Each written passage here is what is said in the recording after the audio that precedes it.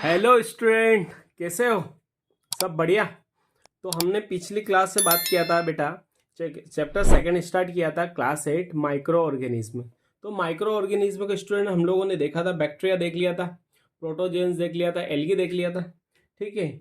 और वायरस भी देखा था, पर वायरस को थोड़ा सा और डिटेल में देख लेते हैं हम लोग, ठीक है। अब वायरस जो था, क्या है भाई वायरस? ये सेलुलर नॉन लिविंग थिंग है वायरस, जो क्या करता है, दूसरी सेल के अंदर क्या करेगा, मल्टीप्लाई करेगा, ठीक है। तो वायरस हमने देखा था। अब हम बात करेंगे, जो हमारा टॉपिक है स्टूडेंट, वो है economic importance of micro organism. तो कहने का मतलब है, जो हमारा टॉपिक है आज का, इकोनॉमिक जो इकोनॉमी है उसमें जो माइक्रो ऑर्गेनिज्म है वो क्या रोल प्ले करते हैं, ठीक है। तो जो माइक्रो ऑर्गेनिज्म स्टूडेंट हमने बात की भाई, जो 5 टाइप के माइक्रो ऑर्गेनिज्म है। तो जैसे कुछ बैक्टीरिया की बात की थी हमने, कि बैक्टीरिया डिसीज प्रोड्यूस भी करते हैं, कुछ यूजफुल होते हैं, कुछ हार्मफुल होते हैं, ठीक है। ऐसे बात की हम लोगों ने। तो आज हम लोग बात करेंगे जब माइक्रो ऑर्गेनिज्म का रोल क्या है, ठीक है, कि हमारी लाइफ में माइक्रो ऑर्गेनिज्म क्या रोल प्ले करते हैं। तो कुछ डिसीज कॉजिंग ऑर्गेनिज्म होते हैं और कुछ बेनिफिशियल होते हैं। आ रही बात समझ में? तो economic importance of micro organism, तो हम लोग अब देखते हैं भाई कि जो बेनिफिशियल क्या होते हैं। तो हमारा जो टॉपिक है आज का, बेनिफिशियल माइक्रो ऑर्गेनिज्म।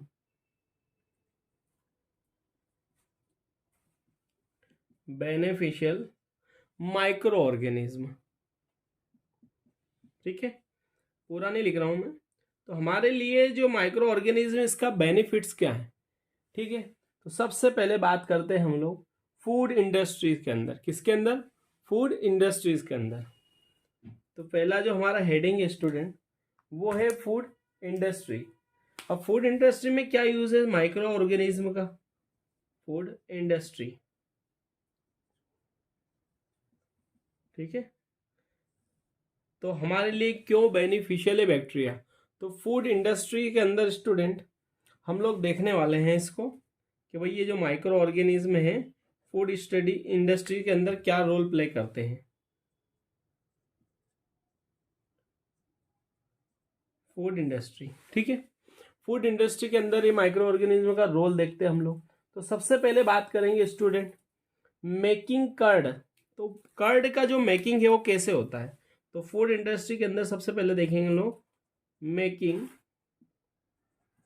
कर्ड।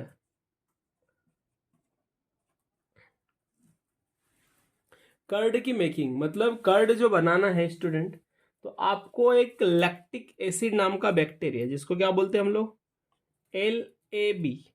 क्या बोलेंगे स्टूडेंट? LAB। LAB का मतलब होता है लैक्टिक एसिड और बैक्टीरिया, ठीक है। तो मेकिंग कर्ड क्या कर रहे हैं स्टूडेंट, हम लोग क्या कर मेकिंग कर रहे हैं कर्ड, मतलब फ्रेश मिल्क को, जब जो फ्रेश मिल्क है जो हीट किया है उसको क्या करेंगे हम, थोड़ा सा फ्रेश मिल्क के अंदर 1 टीस्पून कर्ड को ऐड कर देंगे। जैसे ही दूध के अंदर बेटा, फ्रेश मिल्क के अंदर दही मिलाओगे, तो ये जो लैक्टिक एसिड बैक्टीरिया ना स्टूडेंट, ये बेटा वहां पे उसके मिल्क के अंदर केसिन नाम का प्रोटीन है। तो क्या करेंगे हम, कैसे बनाते हैं लैक्टिक एसिड बैक्टीरिया के थ्रू हम लोग मिल्क को कर्ड के अंदर कैसे करते हैं? तो फ्रेश मिल्क लेना, हमें क्या लेना, fresh milk with added 1 teaspoon curd, ठीक है, एड। फ्रेश मिल्क के अंदर 1 टीस्पून हम लोग क्या लेंगे स्टूडेंट, कर्ड लेंगे, और फ्रेश मिल्क के अंदर क्या कर देंगे, कर्ड को ऐड कर देंगे। तो हमने क्या लिया, फ्रेश मिल्क, फ्रेश मिल्क लिया, और स्टूडेंट इस फ्रेश मिल्क के अंदर क्या किए हैं, LAB नाम के बैक्टीरिया क्या हुए, ग्रो किए, और ये किसके अंदर कन्वर्ट हो गया, कर्ड के अंदर। किसके अंदर कन्वर्ट हो गया, कर्ड के अंदर। आ रही बात समझ में?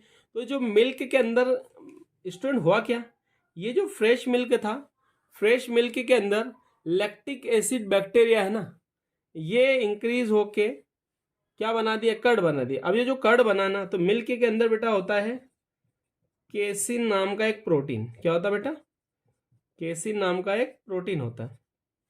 उस प्रोटीन को ब्रेक डाउन कर दिया इस बैक्टीरिया ने, क्या कर दिया, इस बैक्टीरिया ने उसको, ठीक है, इस फ्रेश मिल्क के अंदर लैक्टिक एसिड बैक्टीरिया ने क्या कर दिया, उसको केसिन नाम के प्रोटीन को तोड़ दिया। और जैसे ये प्रोटीन स्टूडेंट टूटा, आ रही बात समझ में, तो ये क्या बन गया, कर्ड बन गया। क्या बन गया, कर्ड। तो मतलब मिल्क के जो छोटे छोटे क्लोट्स बन गए, क्या बन गए, मिल्क के छोटे छोटे क्लोट्स बन गए। ठीक है, आगे बात समझ में। तो ये जो प्रोसेस है ये माइक्रो ऑर्गेनिज्म की कंडीशन है। ठीक है, अब और बात करते हैं हम लोग मेकिंग चीज। अब ये तो हमने क्या किया, फूड बेनिफिशियल क्यों है माइक्रो ऑर्गेनिज्म फूड इंडस्ट्रीज के अंदर, कि कर्ड बनाना। तो लैक्टिक एसिड बैक्टीरिया बेटा, मिल्क के अंदर आप थोड़ा सा कर्ड डालोगे तो उस कर्ड के अंदर लैक्टिक एसिड बैक्टीरिया है और मिल्क के अंदर कैसिन नाम का प्रोटीन है, उसको ब्रेक डाउन करके क्या बना देते हैं, कर्ड बना देते हैं। क्लियर है। चलिए अगला जो बेनिफिशियल रोल है वो बात करते हैं स्टूडेंट हम लोग, मेकिंग चीज कैसे बनाते हैं, मेकिंग चीज। ठीक है, चीज को बनाने का तरीका, चीज कैसे बनाते भाई, तो चीज भी सेम इसी टाइप का है। तो सर्टेन लैक्टिक एसिड बैक्टीरिया, यही इसी की बात करेंगे भाई, लैक्टिक एसिड बैक्टीरिया। ये बैक्टीरिया बेटा वही सौर मिल्क के अंदर क्या करेंगे, लैक्टोज शुगर, जो लैक्टोज शुगर है ना, ठीक है, तो लैक्टोज शुगर, ठीक है, ये बेटा लैक्टोज शुगर है, इस शुगर को, sugar of milk into lactic acid, lactose sugar इस शुगर को तोड़ देगा, क्या करेगा, तोड़ देगा। आगे बात समझ में। तो ये लैक्टिक एसिड बैक्टीरिया, ठीक है, लैक्टोज शुगर को ब्रेक डाउन कर देगा, क्या करेगा, लैक्टोज शुगर को ब्रेक डाउन कर देगा। ठीक है, तो ये रिपेनिंग कर देगा, क्या कर देगा, रिपेनिंग कर देगा।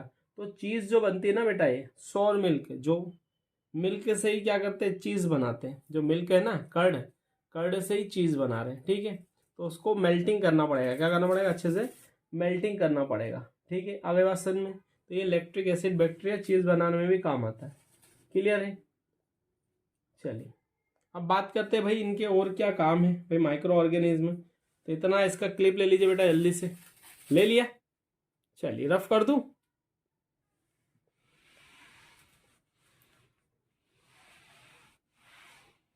अब बात करते हैं स्टूडेंट ईस्ट की, किसकी बात करते हैं, ईस्ट की बात करते हैं। ये भी एक माइक्रो ऑर्गेनिज्म है। ठीक है, ईस्ट की बात करेंगे स्टूडेंट हम लोग, तो हम लोग देखेंगे भाई ईस्ट जो है ये बेटा CO2 प्रोड्यूस करता है। क्या प्रोड्यूस करता है, CO2 प्रोड्यूस करता है। ठीक है, अब ये CO2 आपको पता है गैस है, क्या है, गैस है।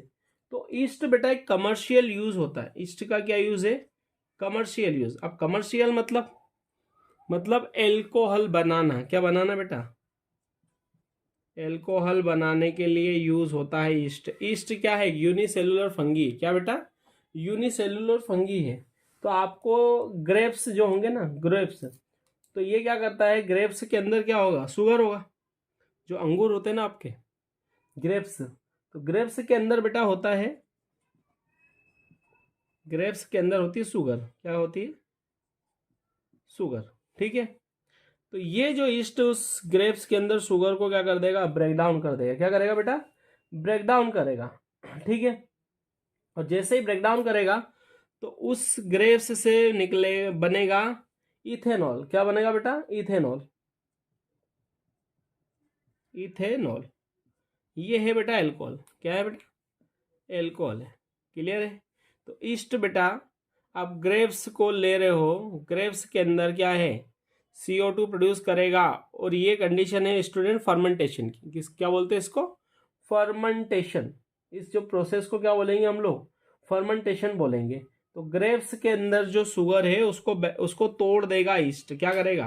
तो जैसे आप ग्रेप्स के अंदर जो उसका शुगर कंटेंट है उसके अंदर ईस्ट को मिलाओगे तो ये CO2 प्रोड्यूस करेगा। और CO2 के प्रेजेंस में एक प्रोसेस होगी, उस प्रोसेस को बोलेंगे हम लोग फर्मेंटेशन। क्या बोलेंगे, फर्मेंटेशन। तो आपसे पूछे कि फर्मेंटेशन क्या है, तो फर्मेंटेशन स्टूडेंट एक ऐसा प्रोसेस है जिसके अंदर हम लोग क्या बना रहे हैं, एथेनॉल बना रहे हैं, मतलब एल्कोहल बना रहे हैं।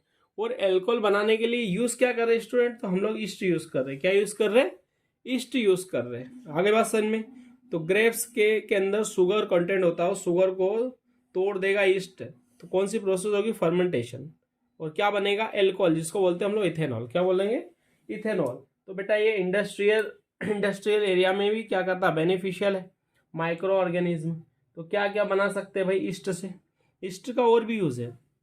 तो आपको वाइन बनाना, क्या बनाना, वाइन बनाना बेटा, तो भी इसी का यूज करेंगे हम लोग।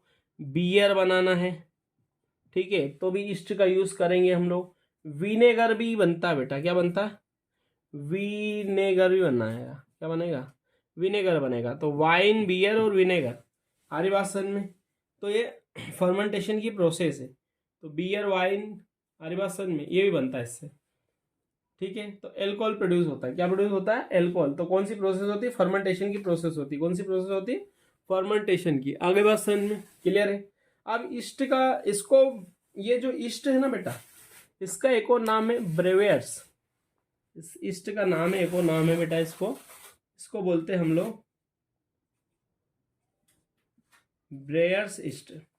जितने ही बेकरी वाले हैं ना बेटा, बेकरी वाले इस ईस्ट का यूज करते हैं। तो काय के लिए यूज करते हैं इस ईस्ट का, तो स्टूडेंट इडली, डोसा, ठीक है, हरिवासन में इडली डोसा बनाने में भी यूज होता है CO2 का। और आपके जो ब्रेड होते हैं ना स्टूडेंट, ब्रेड ब्रेड बनाने में, ठीक है, आगे बात समझ में। तो इस ईस्ट का यूज होता है स्टूडेंट वहाँ पे, ठीक है, क्लियर है। तो ईस्ट के बहुत सारे काम है। तो एक क्या करना हमें, एल्कोहल बनाने में।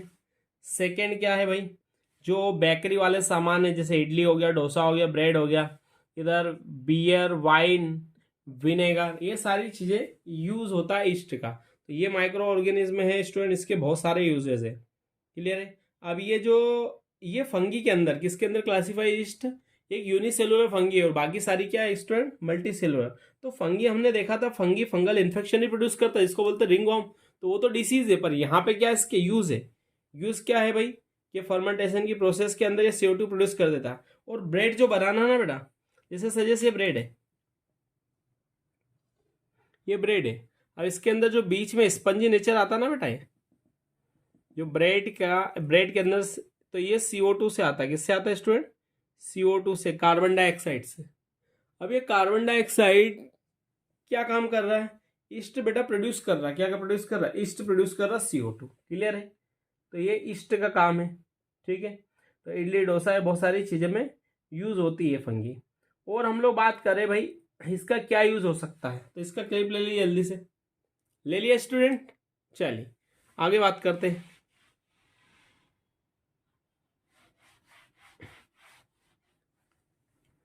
आगे स्टूडेंट देखते हैं हम लोग इसका यूज। लाइक बात करूं मैं, प्रिपरेशन ऑफ एंटीबायोटिक किसके लिए यूज करूंगा मैं, तो देखते हैं। और मेडिसिनल प्रॉपर्टी क्या क्या यूज होता है। तो प्रिपरेशन करते, क्या करते हैं हम लोग, प्रिपरेशन ऑफ मेडिसिन या एंटीबायोटिक बनाने में, क्या बनाने में, एंटीबायोटिक्स, ठीक है स्टूडेंट। तो क्या प्रिपरेशन कर रहे हैं हम लोग, एंटीबायोटिक बनाने में इसका प्रिपरेशन कर रहे हैं। अब लाइक बात करूं मैं एंटीबायोटिक की, तो दुनिया का सबसे पहला जो एंटीबायोटिक है स्टूडेंट, उसको बोलेंगे पेनिसिलिन। क्या बोलेंगे, पेनिसिलिन, ठीक है, आगे बात समझ में। अब ये जो पेनिसिलिन है बेटा, पेनिसिलियम भी बोल सकते हैं इसको, पेनिसिलिन। अब ये जो पेनिसिलिन है बेटा, तो ये पेनिसिलिन जो है, पेनिसिलियम, या लिख देता हूं मैं, पेनिसिलियम नोटेटम, क्या बोलते हैं इसको, पेनिसिलियम नोटेटम, नोटेटम। तो ये बेटा एक है फंगी, पेनिसिलियम नोटेटम नाम का एक फंगी है, जिससे हम लोग क्या बना रहे, पेनिसिलिन बना रहे, क्या बना रहे, पेनिसिलिन, पेनिसिलिन, पेनिसिलिन। अब ये जो प्रिपरेशन हो रहा है स्टूडेंट, एंटीबायोटिक्स, तो दुनिया का सबसे पहला जो एंटीबायोटिक्स है वो बना है स्टूडेंट, पेनिसिलियम नोटेटम नाम का एक फंगी है। ये क्या है बेटा, फंगी, इस फंगी से बना है पेनिसिलिन नाम का एक एंटीबायोटिक्स। तो ये जो पेनिसिलिन है बेटा, ये एंटीबायोटिक्स बनाता है, ये एंटीबायोटिक दुनिया का पहला। अब ये सबसे पहले किसने बनाया था? एलेक्जेंडर फ्लेमिंग नाम के एक साइंटिस्ट है, ठीक है। तो सबसे पहले एलेक्जेंडर फ्लेमिंग नाम के एक साइंटिस्ट है, उनने सबसे पहले ये डिस्कवर किया था। तो उनका नाम है स्टूडेंट एलेक्जेंडर। अब ये एलेक्जेंडर जो है, एलेक्जेंडर फ्लेमिंग, ठीक है, एलेक्जेंडर फ्लेमिंग नाम के साइंटिस्ट है जिन्होंने 1929 में दुनिया का सबसे पहला पेनिसिलिन बना दिया था। आगे बात समझ में। तो प्रिपरेशन ऑफ एंटीबायोटिक, तो एंटीबायोटिक जो बनाने की प्रिपरेशन है बेटा, वो भी किससे बनी है? एक फंगी से मिलके बनी है। तो ये पेनिसिलियम नोटेटम नाम का बेटा एक फंगी है जिससे हमने दुनिया का सबसे पहला एंटीबायोटिक बनाया, जिसको बोलते हैं पेनिसिलिन। और पेनिसिलिन बनाने वाला साइंटिस्ट है अलेक्जेंडर फ्लेमिंग। कब बनाया था? 1929 में। क्लियर है? तो ये फंगी से मिलकर, तो इसका प्रिपरेशन, तो माइक्रो ऑर्गेनिज्म यहाँ भी बेनिफिशियल है। आगे बात समझ में। क्लियर है? तो सबसे पहले एक और साइंटिस्ट का यहाँ पे नाम लिख देता हूँ, मैं ऐड कर देता हूँ, वेरी वेरी आईएमपी नोट करके लिख लेना आप। लोइस पाश्चर, क्या है बेटा नाम इसका? इनका लोइस पाश्चर। अब लोइस पाश्चर पहले सुन लीजिए, जो लोइस पाश्चर नाम के साइंटिस्ट है बेटा, लोइस पाश्चर नाम के साइंटिस्ट है बेटा, ये आए थे बेटा 1857 के अंदर, ठीक है। अब इन साइंटिस्ट ने आए तो इनने क्या किया? फर्मेंटेशन की जो प्रोसेस है उसको डिस्कवर कर दिया। हमने थोड़ी देर पहले देखा था फर्मेंटेशन, क्या देखा था बेटा? फर्मेंटेशन जो हमने देखा था कि भाई ये CO2 प्रोड्यूस करके बनाया जा रहा, आ रही बात समझ में? तो उसको बोलेंगे हम लोग फर्मेंटेशन। तो लुइस पाश्चर 1857 में इनने क्या किया? फर्मेंटेशन की प्रोसेस को क्या किया? बनाया, ठीक है। तो दुनिया में सबसे पहले फर्मेंटेशन की जो प्रोसेस अपीयर करने वाले वो साइंटिस्ट है लुइस पाश्चर, ठीक है। 1857 के अंदर इनने डिस्कवर किया था फर्मेंटेशन की प्रोसेस को। और फर्मेंटेशन की प्रोसेस से हम लोग क्या बनाते हैं स्टूडेंट? एल्कोहल। अभी थोड़ी देर पहले बताया था मैंने, एल्कोहल बनाते हैं। एल्कोहल कौन बना रहा है? ईस्ट नाम के फंगी से एल्कोहल बनता है। कैसे? CO2 फर्मेंटेट करके। कैसे बनता है? CO2 का फर्मेंटेट करके। आगे बात समझ में। तो बेनिफिशियल माइक्रो ऑर्गेनिज्म यहाँ भी है एंटीबायोटिक। तो पेनिसिलियम नोटेटम फंगी से क्या बनाया? दुनिया का सबसे पहला एंटीबायोटिक, इसको पेनिसिलिन बोला। किसने बनाया था? अलेक्जेंडर फ्लेमिंग ने 1929। और ये सबसे ज्यादा जो आपके एक क्रूर बोल सकते हैं उनको, हिटलर सुना आप लोगों ने? जर्मनी सुना है? हिटलर, ठीक है।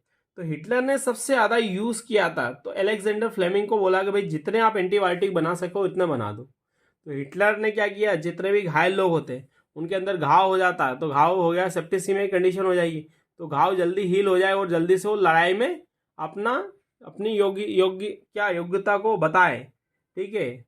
तो जितने भी वहां पे उनके साथ जो लड़ाकू थे ना, हिटलर की सेना में जो लोग थे, हिटलर की फौज में जो लोग थे, जो गोलीबारी से घायल हो जाते थे, ठीक है, तो उसमें सेप्टिसिमिया की कंडीशन हो जाएगी, मतलब इन्फेक्शन हो जाएगा गोली लगने से, तो मर जाएंगे आदमी। तो ये पेनिसिलिन देने से वो क्या है? लॉन्ग टाइम तक बचे रहे हैं। और वो ज़्यादा क्या किया? उनकी एंटीबायोटिक्स थी, तो क्या हुआ? उसमें इन्फेक्शन होने का चांसेस क्या हो गया? कम हो गया, ठीक है। आगे बात समझ में। तो अलेक्जेंडर फ्लेमिंग ने ये पेनिसिलिन बना दिया। तो इसका सबसे ज़्यादा यूज़ करने वाले जो हिटलर थे, कौन थे? हिटलर थे। क्लियर है? अब बात करते हैं प्रिपरेशन। भाई और प्रिपरेशन क्या कर सकते हैं? तो अगली जो प्रिपरेशन है बेटा, वो वैक्सीन बनाने में। किसमें है? वैक्सीन तो सुना होगा आप लोगों ने, ठीक है, वैक्सीन। अब वैक्सीन क्या है? किसी ऑर्गेनिज्म के अगेन, मतलब किसी पैथोजन के अगेन, अगेंस्ट क्या करे? एक अपना क्या करे? एक्टिवनेस दिखाए, उसको बोलते हैं वैक्सीन, ठीक है। तो वैक्सीन बेटा ये क्या करेगा? आपकी इंटरनल बॉडी के अंदर क्या रेजिस्टेंस बनाएगा, ठीक है, वैक्सीन। तो ये जो वैक्सीन बेटा बनते कैसे हैं? माइक्रो ऑर्गेनिज्म से ही वैक्सीन बनते हैं। अब ये वैक्सीन बनते कैसे? सजेस किसी की बॉडी के अंदर ट्यूबरक्लोसिस हो गया, क्या हो गया भाई स्टूडेंट?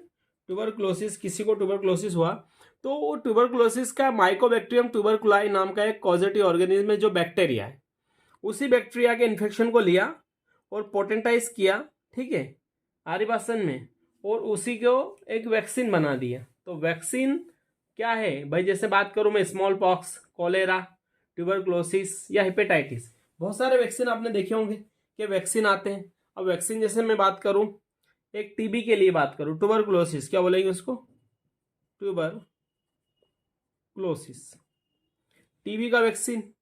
तो टीबी के इन्फेक्शन से ही बनता बेटा, तो ये बैक्टीरिया से ही बनते हैं। किससे बनते हैं, बैक्टीरियल इन्फेक्शन है, उसी इन्फेक्शन को क्या कर दिया हमने, पोटेंटाइज करके लैब के अंदर क्या किया, वैक्सीन बना ली। आगे बात समझ में। अब और बात करूं मैं, इसका क्लिप ले लीजिए स्टूडेंट, जल्दी से इसका क्लिप ले लीजिए, ले लिया, चलिए आगे बात करते हैं। और तो ऐसे बहुत सारे माइक्रो ऑर्गेनिज्म स्टूडेंट जो हमारे लिए बेनिफिशियल है, क्या है, बेनिफिशियल मतलब इकोनॉमी के आधार से। तो ये देखा भाई, इकोनॉमी का मतलब क्या होता है, इकोनॉमी का मतलब जो इससे हम लोग क्या कर सकते हैं, इकोनॉमी डेवलप कर सकते हैं। जैसे वैक्सीन बना दिया, तो वैक्सीन बना दोगे तो वैक्सीन बिकेगा भी तो सही बेटा। आपने किसी, जैसे कोरोना की वैक्सीन, तो इकोनॉमी में कितना रोल है उसका, मतलब इकोनॉमी के अंदर जैसे हमने कोई कंपनी वैक्सीन बना रही, तो वो सक्सेसफुल रहा वैक्सीन, ठीक है, वैक्सीन सक्सेसफुल रहा, तो क्या होगा, उसकी डिमांड बढ़ेगी, और डिमांड बढ़ेगी तो कंपनी को प्रोडक्शन बढ़ाना पड़ेगा। जब प्रोडक्शन बढ़ा रहा है तो उसका मुनाफा भी तो क्या हो रहा, बढ़ रहा है, तो इकोनॉमिकली क्या है, ज़्यादा यूज है, ठीक है। तो जैसे आप लोगों ने देखा होगा कि कोरोना की वैक्सीन कितनी महंगी महंगी लगी थी, ठीक है, तो कोरोना की गवर्नमेंट ने तो फ्री में बाद में किया है ना, और गवर्नमेंट ने जो वैक्सीन आप प्राइवेट क्लिनिक पे लगा रहे तो महंगी मिल रही थी वो वैक्सीन, वही गवर्नमेंट ने क्या किया बेटा, कुछ पैसे ले रहे थे, कुछ फ्री में भी लगा रहे थे, ठीक है। तो गवर्नमेंट तो फ्री में लगा रही थी, बाकी कुछ प्राइवेट क्लिनिक पे लग रही थी वैक्सीन, तो वो पैसे लेके लगा रहे थे। तो जो कंपनी बेटा है, जिसे गवर्नमेंट ने, जिस कंपनी से, कोई भी कंपनी लाइक बात करूँ, जैसे सिप्लाई की बात करूँ सिप्लाई कंपनी जानते हो, तो सिप्लाई एंटीबायोटिक बनाती है, ठीक है, आरे पास बहुत सारी चीज़ें बनाती।